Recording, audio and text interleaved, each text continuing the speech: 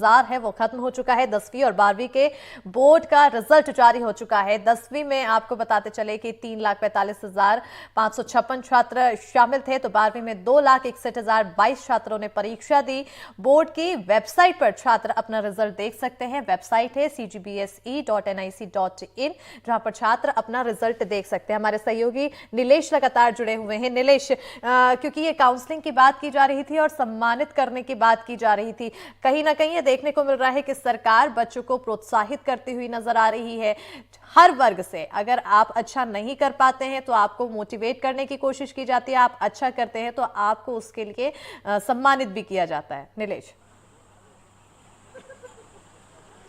बिल्कुल, देखिए जो प्रवीण सूची में आते हैं उनको एक स्कॉलरशिप भी दी जाती है, कुछ सम्मान राशि दी जाती है। इसके अलावा पिछली सरकार ने एक परंपरा शुरू की थी कि जो टॉपर हैं 12th के या 10th के, उनको हेलीकॉप्टर की सैर भी कराई जाती थी, हेलीकॉप्टर से उनको सैर कराई जाती थी। अब ये नई सरकार, चूंकि सरकार बदल चुकी है, तो इसके बाद क्या निर्णय लेती है इस पर स्पष्टता नहीं है। लेकिन ये माना जा रहा है कि ये अभी चूंकि आचार संहिता चल रही है, इस वजह से कोई ऐलान नहीं कर रही है सरकार, लेकिन ये जो परंपरा है उसको आगे बढ़ाई जाएगी और हेलीकॉप्टर से सैर भी कराया जाएगा टॉपर्स को, ताकि उनको प्रोत्साहन, उनको देखकर जो इस बार पढ़ाई कर रहे हैं, जो इस बार 11वीं 10वीं और 9वीं में रहे होंगे और 10वीं पहुंचे हैं, 11वीं रहे होंगे, 12वीं पहुंचे हैं और इस बार परीक्षा देंगे, उनके अंदर एक प्रोत्साहन आए, उनको एक मोटिवेशन आए कि हम भी अगर अच्छा करते हैं, हम भी अगर टॉप करते हैं तो हम भी हेलीकॉप्टर में सैर करेंगे। तो ये इस नीति के तहत पिछली सरकार ने एक परंपरा शुरू की थी और अब देखना होगा कि आचार संहिता लगने के खत्म होने के बाद, जो चूंकि अभी लोकसभा चुनाव के तहत आचार संहिता चल रही है, इस वजह से नई सरकार ने अभी इस पर कोई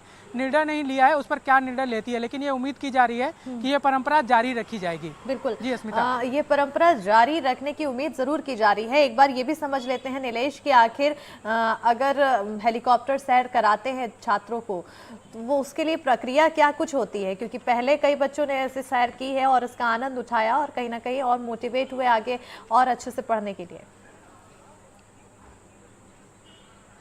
बिल्कुल, जो टॉपर लिस्ट है अस्मिता, उस टॉपर लिस्ट में जितने भी नाम है, चाहे वो 20 हो, 25 हो या जितने भी हों, उन छात्रों से संपर्क किया जाता है। और जब वो, अगर मान लीजिए कोई बाहर भी चले गया पढ़ने के लिए, कोई 12वीं का छात्र है, वो समय रहते अभी एडमिशन का चलेगा आगे कॉलेज के लिए, वो कहीं बाहर चले गया, तो उससे भी संपर्क करके उनको भी बुलाया जाता है। और ये संपर्क करने की प्रक्रिया जो है वो विभाग द्वारा ही की जाती है, उसके लिए कोई आवेदन करने की जरूरत नहीं है या फिर कोई ऐसा प्रक्रिया छात्र की ओर से करने की जरूरत नहीं है।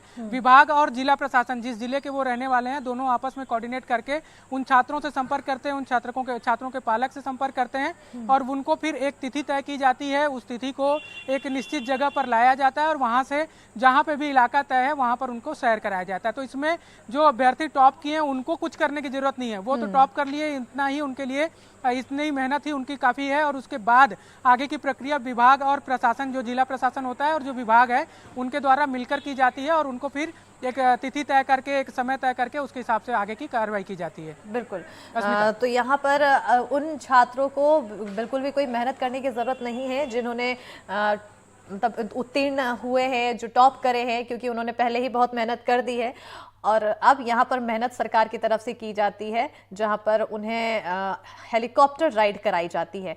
नीलेश, क्योंकि अब रिजल्ट सामने आने के बाद जाहिर सी बात है कि बच्चों के चेहरे खिले हुए हैं, कुछ बच्चों के चेहरे मायूस ज़रूर है, लेकिन यहाँ पर ये भी देखने वाली बात है कि स्कूल में भी काफ़ी ज़्यादा इसको लेकर बच्चों को आगे बढ़ाने के लिए कई ऐसे अभियान चलाए जाते हैं। तो आखिर ये कितना कारगर साबित हुआ, क्योंकि रिजल्ट अच्छा बताया जा रहा है इस बार का? देखिए, जो पिछले बार की, अगर मैं जो इनके पास ऑफिशियल आंकड़े हैं मैं उसका जिक्र करूं, जो मेरे पास इस वक्त उपलब्ध है, उसमें पिछली बार की तुलना में 10वीं का परिणाम जो है वो लगभग उसी की तरह ही है जो पिछली बार आया था, लगभग उसी के आसपास परिणाम है। जो इनका उपलब्ध आंकड़ा है उसके मुताबिक 2023 में हाई स्कूल में 3,30,681 परीक्षार्थी शामिल हुए थे, जिसमें से 1,52,891 बालक और 1,77,790 बालिकाएं सम्मिलित हुई थी। और इसमें जो इनका परिणाम था वो 75.05% था, यानी कि 75 से बढ़कर 0.61%, यानी कि 75.64% अभी है और पिछली बार 75.05 था, तो लगभग आसपास ही है आंकड़ा। और जो 12वीं की मैं बात कर लूँ तो उसमें 2023 के जो आंकड़े उपलब्ध हैं उसके मुताबिक 3,23,000 परीक्षार्थी सम्मिलित हुए थे, जिसमें 1,43,993 बालक और 1,89,706 बालिकाएं सम्मिलित हुई थी पिछले साल में, यानी कि 2023 की परीक्षा में। और इनका परिणाम 79.96% था, यानी कि पिछले इस बार 80 कुछ प्रतिशत है, तो लगभग 1% का इजाफा हुआ है। तो रिजल्ट पिछली बार की तुलना में बेहतर ही है, हालांकि कुछ प्रतिशत ही बेहतर है, लेकिन बेहतर है। तो यानी कि बढ़ते कदम पर छत्तीसगढ़ माध्यमिक शिक्षा मंडल के रिजल्ट हैं। अस्मिता। बिल्कुल नीलेश, क्योंकि जब भी रिजल्ट आता है तो हम देखते हैं कि छात्राएं ज़्यादा अव्वल होती हैं, और आपने भी अभी जब लिस्ट पढ़ना शुरू किया था तो लिस्ट में शुरुआती अधिकतर नाम छात्राएं थीं, तो इसके पीछे भी कहीं ना कहीं ये देखने को मिलता है कि छात्राएं हमेशा अव्वल होती हैं। बिल्कुल, छत्तीसगढ़ की बात मैं कर लूँ अस्मिता, तो छत्तीसगढ़ में लिंगानुपात भी अगर आप देखेंगे तो पुरुष और महिला का जो अनुपात है लगभग बराबर है। अगर हम वोटर की बात कर लें, क्योंकि अभी चुनाव चल रहा है, तो मैं वोटर का भी जिक्र करना चाहूँगा, और वोटर में भी पुरुष की तुलना में महिलाएं ज़्यादा हैं छत्तीसगढ़ में। और स्वाभाविक सी बात है, जो हम एक टीम बनती है जो जिला प्रशासन, और उसमें जो नियुक्तियाँ होती हैं, जो प्रतियोगी परीक्षाओं का चयन होता है, उसमें भी जब हम टॉपर लिस्ट देखते हैं तो उसमें भी महिलाओं की संख्या लगभग बराबर या फिर ज़्यादा ही होती है। और अभी जो रिजल्ट आया है वो भी काफ़ी आगे है। और हमारे छत्तीसगढ़ को तो छत्तीसगढ़ महतारी भी कहा जाता है, यानी कि यहाँ पर हमारे यहाँ महिलाओं को तो काफ़ी ज़्यादा महत्व वैसे भी पारंपरिक तौर पर, सांस्कृतिक तौर पर भी दिया जाता है। और यहाँ पर छात्राएं अव्वल हैं, और लगातार पिछले रिजल्ट की भी बात करें, इससे पहले के भी रिजल्ट की बात करें, तो भी टॉप 10 में जो लड़कियां होती हैं वो बाजी मारती रही हैं। तो ये परंपरा छत्तीसगढ़ के लिए कोई नई नहीं है। ये जो चीज़ें हैं वो छत्तीसगढ़ के लिए एक सामान्य प्रक्रिया के तहत है कि यहाँ महिलाएं आगे रहती हैं। बिल्कुल, अगर हम क्षेत्र वाइज समझ लें, ग्रामीण क्षेत्र और शहरी क्षेत्र, तो ऐसे में इन दोनों कंपैरिजन में कौन से क्षेत्र में छात्रों ने ज़्यादा अच्छा प्रदर्शन किया है?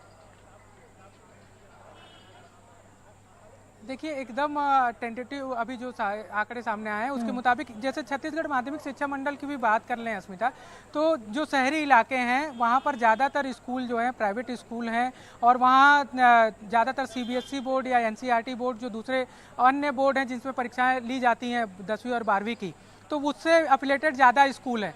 जबकि ग्रामीण इलाके जो हैं वहाँ पर छत्तीसगढ़ माध्यमिक शिक्षा मंडल से जुड़े ज़्यादा स्कूल हैं संबंधित। तो इस ऐसे में स्वाभाविक सी बात है कि जो परिणाम है वो अगर हम कंपेयर करेंगे तो शहरों की अपेक्षा ग्रामीण इलाकों में ज़्यादा बेहतर है, क्योंकि वहाँ पे जो स्कूल हैं वो ग्रामीण इलाकों में जो संचालित स्कूल हैं वो छत्तीसगढ़ माध्यमिक शिक्षा बोर्ड द्वारा संबंधित स्कूल हैं। जबकि जो शहरी इलाके हैं वहाँ पर CBSE, NCERT या अन्य जो दूसरे बोर्ड हैं जो जिस परीक्षाएं लेते हैं उनसे संबंधित है। तो ये इससे एक स्वाभाविक प्रक्रिया है कि रिजल्ट जो है वो ज़्यादा ग्रामीण क्षेत्र के बेहतर आए हैं, क्योंकि यहाँ पर वहाँ पर स्कूलों की संख्या और छात्रों की संख्या भी वहाँ पर ज़्यादा है। अस्मिता। बिल्कुल, क्योंकि ग्रामीण क्षेत्र के रिजल्ट की अगर हम बात करते हैं तो यहाँ पर अच्छे होने की बात कही जाती है, लेकिन एक ग्रामीण क्षेत्र में ये भी देखने को मिलता है कि लड़कियाँ कम स्कूल जाने के लिए मोटिवेट होती हैं। ऐसे में इसको लेकर क्या कुछ स्थिति है?